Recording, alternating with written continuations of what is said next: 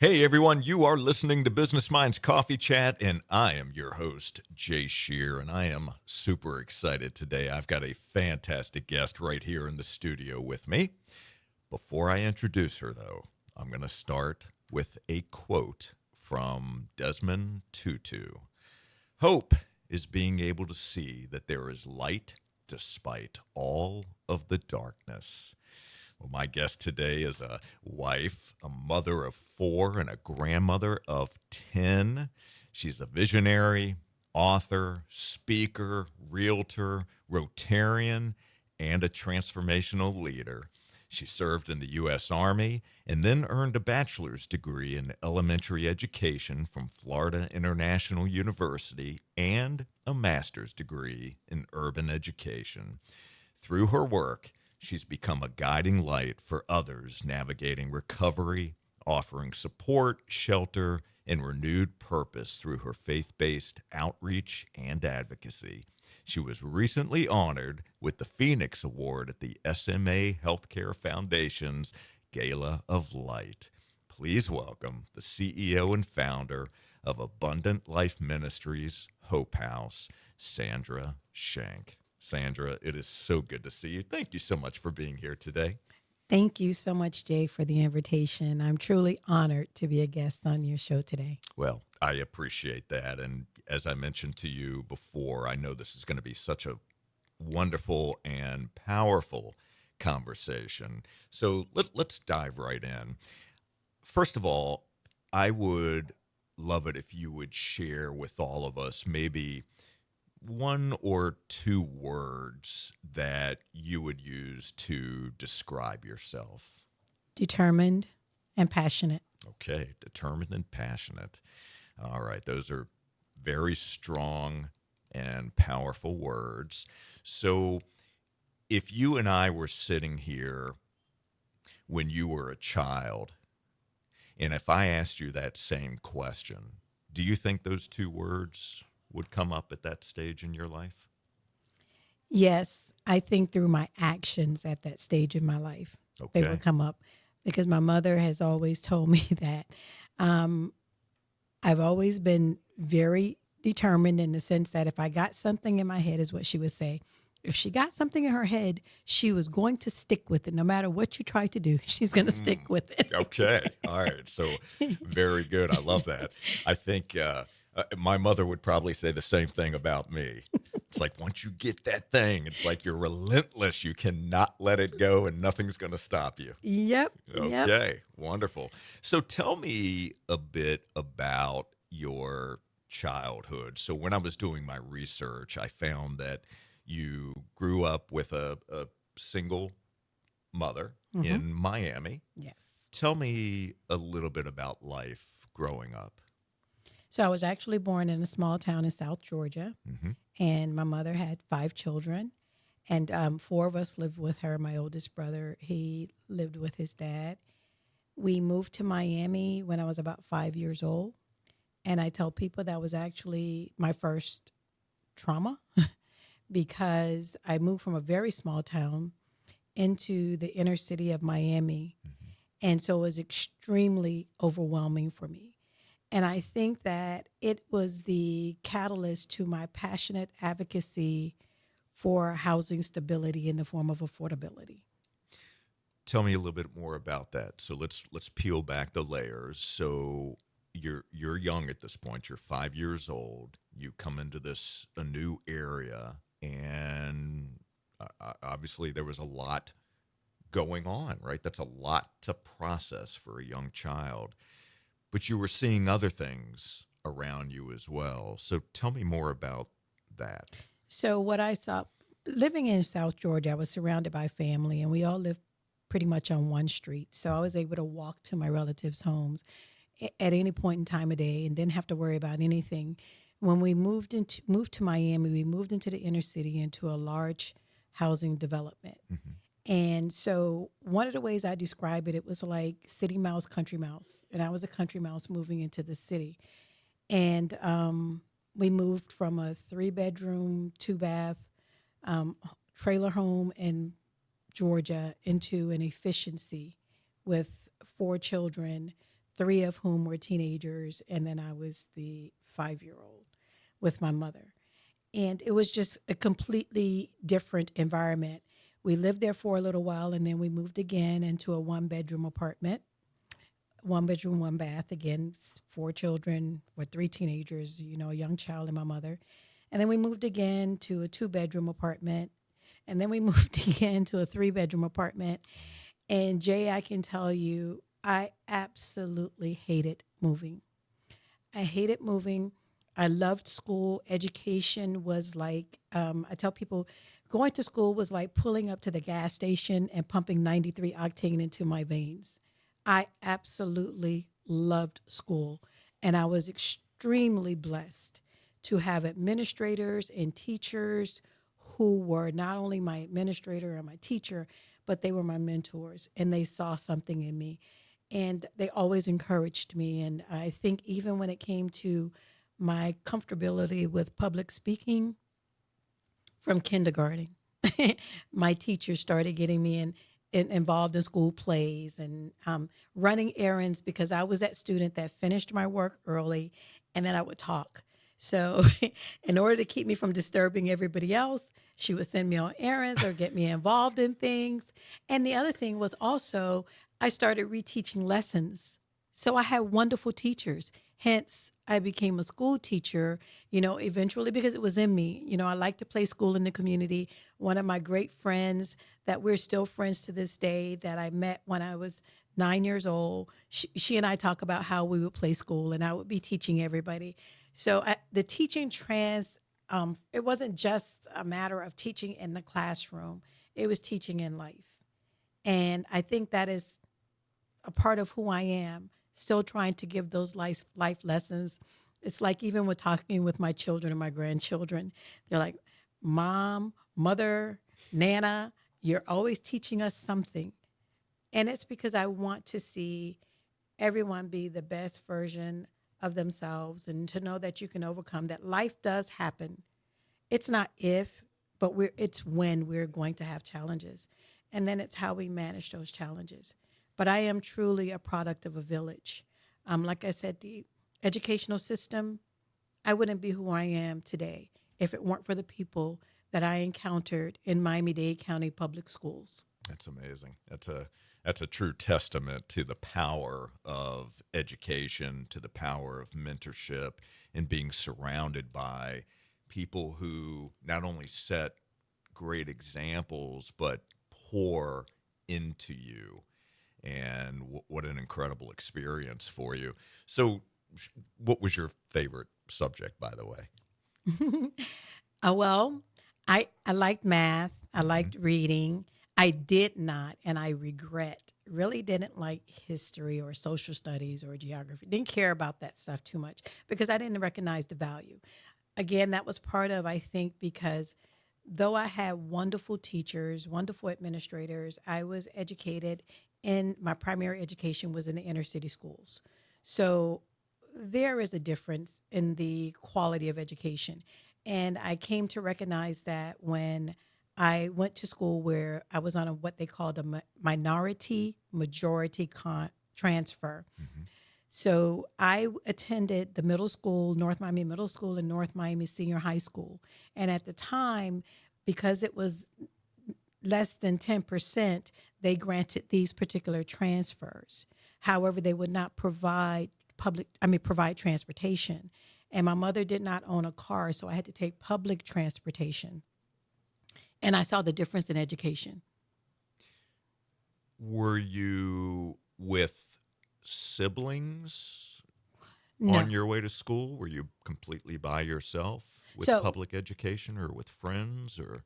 so my last sibling graduated high school when I was in third grade. Mm, So yes, the majority of my education, I was by myself. I was taking a city bus in Miami at the age of 7 by myself because my siblings were at the high school. So that independence, the maturity that I was thinking about this the other day. I was that latchkey kid. And when we talk about now, like everything that's going on with the SNAP benefits, hmm. my mother was employed. My mother was always employed. However, she was underemployed as a single mother. So she did receive SNAP benefits. And I can remember her giving me a $1 food stamp where after school I would go home, put my book bag, we called it book bags back then, they didn't have a backpack. And I would, put my book bag into the apartment and then go downstairs to the meat market with my $1 food stamp to buy something to have to eat until somebody came home because my siblings were still in school at the high school. So tell me about if you can briefly describe the difference in education that you either noticed or saw. So one of the biggest differences that I saw was the foundation. Just for example, an acronym. My very educated mother just served us 9 pizzas to learn the planets in order. Those kinds of things, simple things that would enhance learning and make the connectability, make it easier for you to remember. Strategies in math, critical thinking. It wasn't like that. However, one of the things that I did receive more of in the inner city school than once I integrated into school was more cultural identity. So I think what we needed was the balance of the two, the cultural identity, but the education, the foundation of that as well. So because I chose to attend North Miami Middle School, well, junior high at that time, and North Miami Senior High, something in me said that I needed more when I left the elementary school in the inner city, that I needed more. And so that's why I would take a bus to go to school, two buses. And at one point in time, I was blessed that I met a young lady who became a really good friend of mine. And we actually ended up living down the street from each other for a short period of time because my mother was always moving. And you'll find that in this conversation, the more I talk about that is something that really impacted me moving around a lot. I really, really did not like it. And most people that know me, that when I talk about that, they can feel that how much I resented moving around so much. And I believe that children need stability. I think that's very important.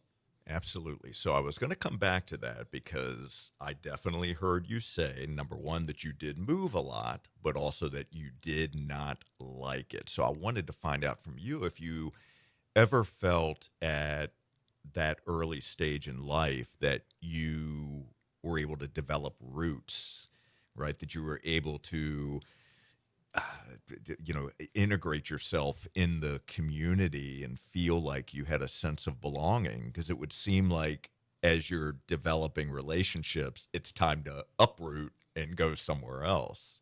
Absolutely. So were you able to develop necessary relationships, do you feel, at that early stage? Um, Not really. I Hmm. think that it was very, very limited. Okay. With social media now, things make a difference. Like, for example, a month and a half ago, one of the first young ladies that I met, one of the first children that I met, she passed away. And she was one of my first friends. She and her sister in Miami. We were able to keep in contact over the years, especially her sister, because in one of the set of project developments that my sister eventually moved into, this family also moved into. And so we were able to reconnect at that point. But no, and I think that it really placed me at a disadvantage because my worldview was different. And I don't necessarily understand why my worldview was different, considering that I didn't have a lot of exposure. But within me, there was always something different. And that's what my mother always told me: you're just different. You're just different. You're just different. So when we hear that, often it takes quite a lot of work to try to figure out what that means. And when we do the work, we come to a place at times, if we're fortunate enough, where we actually discover what that means and what that is. Now we can leverage that difference. Absolutely. I love that. So, Sandra, we're going to hit pause on our conversation. We are going to take a brief break to thank our incredible sponsors. My friends, you are listening to Business Minds Coffee Chat. Don't you go anywhere. We will be right back. All right, you're doing well. You doing okay? Thank you. Yes. Okay. All right, fantastic.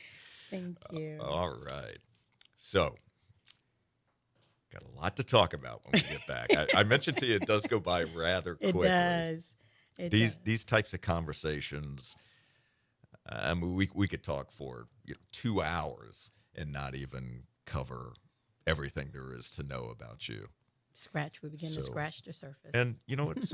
And sometimes scratching the surface is where it all starts, Hmm. because that's where curiosity comes from. That's where we want to be able to explore more, get to know someone on a deeper level. Yes. So I Thank you. appreciate you No, thank you. allowing this conversation to take place. Thank you. Okay, Mark, we all set? All right. Okay, here we go. All right, we're back. And again, you're listening to Business Minds Coffee Chat, and I am in the studio today with my very special guest, Sandra Shank. We're having a great conversation so far. We're going to keep that conversation going right now. So, Sandra, before we took the break, we were talking about your early life, some experiences that you had, education, moving around a lot as a young person. And I wanted to pull the timeline forward a bit here. So you served in the military, you were in the U.S. Army. Yes. And I want to go to that stage in life. You had already experienced at around the age of 5 some trauma, really just moving from one area to another, and what that experience was like. You experienced trauma in the U.S. Army as well. Yes. Share what was going on at that stage in life with us. Okay, so I think to briefly give people an understanding that it was not just a decision that I made without thought. As I spoke earlier, that I consider myself to be a very determined and passionate person. Mm-hmm. So I actually got my first military fatigues at the age of 7. My oldest brother was in the Air Force, and he got me Air Force fatigues. So I knew that I wanted to serve in the military. Many of my relatives in Georgia were also members of had joined the military. Mm-hmm. So I loved watching MASH and Private Benjamin and all of those kinds of shows. And I began volunteering at the hospital at the age of 13. And I wanted to be a military physician. So teaching and medicine were very important to me. I enlisted into the delayed entry program in February of 1986, prior to graduating from high school. And I shipped off to basic training in Fort McClellan, Alabama, in September. And then in October, the worst thing that you can imagine happened to me. One of the drill sergeants in my company, he raped me. And it was like snatching the rug out from up underneath me. And I describe it such as if I were standing at my kitchen window washing dishes and just looking out on a beautiful day, and somebody coming behind me unexpectedly and snatching the rug out from under me, and me slamming my face on that countertop. And that is exactly what happened to me. Because as I stated earlier, I grew up in the inner city. So I knew to be mindful of certain things in the inner city. However, everything that associated with the United States military and service was that of honor, of pride. And I looked forward to serving my country. I wanted to be like MASH on the front lines, serving the wounded. That's what I wanted to do. So when I enlisted, I was actually a medical specialist. As I stated, my mother was a single mom, so my goal was for the United States military to train me to become a medical doctor. And of course, that changed. The course of my life changed tremendously. And I attempted suicide as a result of the rape in the military. And then I was discharged.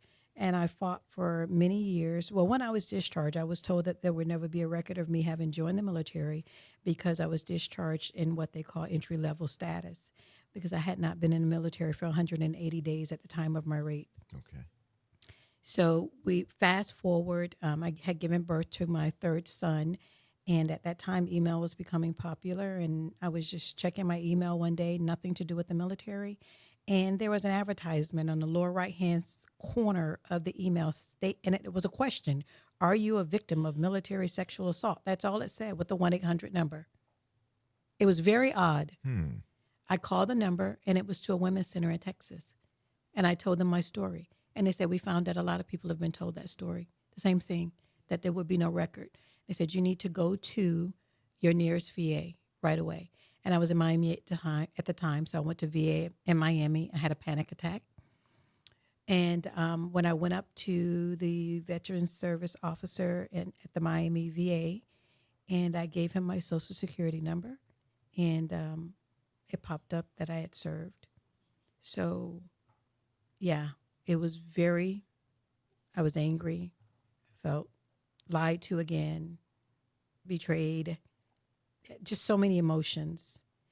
And the one thing that he said to me, we have to get you evaluated for PTSD, because we've found out that, women that suffer military sexual assault suffer the same level of trauma as men who go to war.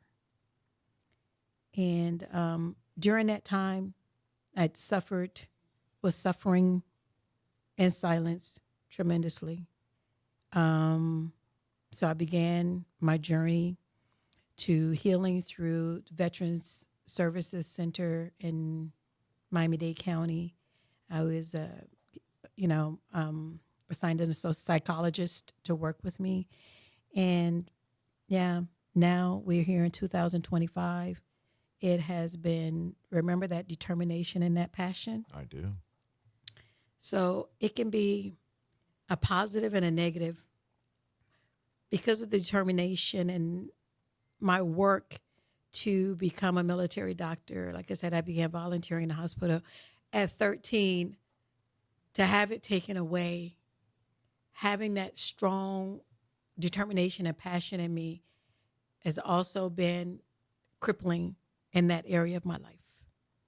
Because I not only was raped physically, I was raped of everything that I had dreamed of was taken from me by someone in a position of power.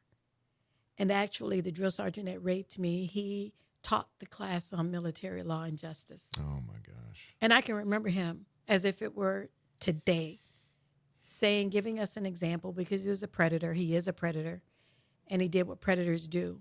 He gave an example. He says, I'm a career serviceman. You're a trainee. If I did something to you, who do you think they're going to believe? So what he was doing is the same thing that predators do to children, instilling that fear and that nobody's going to believe you. Mm-hmm. And he already knew what his plan was. And Jay, I can tell you, I have fought for years. I have fought. Former Congressman Mike Waltz's office has been and was very instrumental. Senator Bill Nelson's office was very instrumental. Senator Gillibrand out of New York, her office was very instrumental in getting the records regarding my case, because I boarded a plane in 2016 and I just flew to D.C. and walked the halls of Congress unannounced, asking for help, because I had been trying to get my records from through the Freedom of Information Act, and they kept sending me basic stuff, and I knew it was more. And Senator Nelson's office was successful in retrieving my records. Congressman Mike Waltz's office was successful in getting the Department of the Army to look at my case again. However, the Department of Justice this year decided that they were not going to prosecute the drill sergeant, though they said that he warranted prosecution because of the fact that my military records state that I was raped. And so back then, the Military Uniform Code of Justice, the ability, the decision to prosecute cases was placed in the hand of the company command, and the company commander just basically gave him a reprimand. So when we ask about, justice, and then I knew in the climate that we're in that I knew that the Department of Justice was going to come back and tell me that, because even with the evidence for my case, when other cases are not being prosecuted, I just lost all hope that there was anything going to happen with my case, even with the evidence, with all of the evidence. Um, Back in 2000, I believe it was 16, 17, I discovered that he was a ROTC instructor in a high school in Mississippi. I contacted that high school. I contacted ROTC command. I sent all of my records, and he was removed. He was removed. However, your tax dollars, he was able to retire. So your tax dollars pay for a sexual predator. You're paying for a sexual predator. Yes. And like I said, my case is documented. It's very well documented. And so, as you can see, again, the passion and the determination, while it can be a catalyst for positive and for advocacy and for helping others, Right. it has also been a weight for me in this area of my life. So tell me how you are today. Do you obviously you've been able to take much of that pain and what you experienced and move that in a direction that moves you forward. And in terms of processing the depression, other factors that this caused, do you still either see a psychologist or do internal work to help you deal with that Oh, even yes, today? absolutely. Absolutely. It's my faith in God. And I am a very strong advocate of mental health services. The VA has really been a blessing to me with mental health services. So, yes, I do have a psychologist. I had a wonderful psychologist that's no longer with the VA that I saw for 5 years, twice a week, individuals and groups. And I've been blessed, again, through the VA to have some really great mental health care and then my faith in God. So my wise mind will pull me out of those moments of depression. And if I get to a place where I can't do it on my own, that's where, I'll say to, my psychologist, okay, I'm struggling in this particular area. And there are things that can be triggering. And so this has been a very triggering year for me with that, with everything with the Epstein files. I Mm-hmm. often think about Virginia Giuffre because I understand what it means to fight so hard. And then when you can't see that light. And I just wish I had had an opportunity to talk to her and that she would not have taken her life. Had you had that opportunity to speak with her, and if there was just one piece of insight or something that you could have shared with her, what would that have been?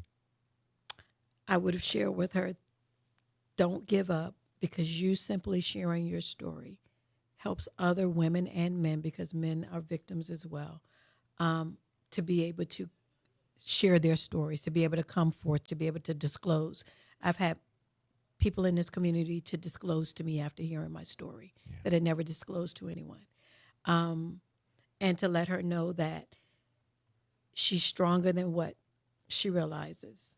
And oftentimes we don't understand why things happen to us, but bad things can turn into good, because that's one of the things that led me to opening the group home. And what I so appreciate about what you've shared and the lessons that come from that and what you've been able to do with your life. I mean, you truly have transformed your journey of overcoming that darkness of abuse and pain and suffering into a truly powerful mission of hope. And I want to thank you so very much for joining us today on Business Minds Coffee Chat. Not only are you an inspiration, you just have an energy about yourself that is so attractive, and I just want to thank you so much, and I want you to know how grateful I am for you. Thank you. And thank you so very much, Jay, for extending this opportunity to me. I thank you when you said it will be, a deep probe, a deep dive. I appreciated that because a lot of times, people will ask you how you're doing, but they really don't want to know the true story. Yeah. And so I thank you for giving me this opportunity, the more I give it away, the more I tell it, it gives me a little bit more strength and more hope. And I just would like to encourage your listeners that are out there that may be going through a dark time, that remember the sun will always shine. It will shine again. Don't give up. We have seasons for a reason. Beautifully said. I couldn't have said it any better than that. Thank you again. And for all of you, I want to thank you so very much for tuning into Business Minds Coffee Chat. We will be back next Saturday morning at 8:30. And until then, my friends, keep learning, keep growing, and keep doing the work to reach your potential. Take care, everyone.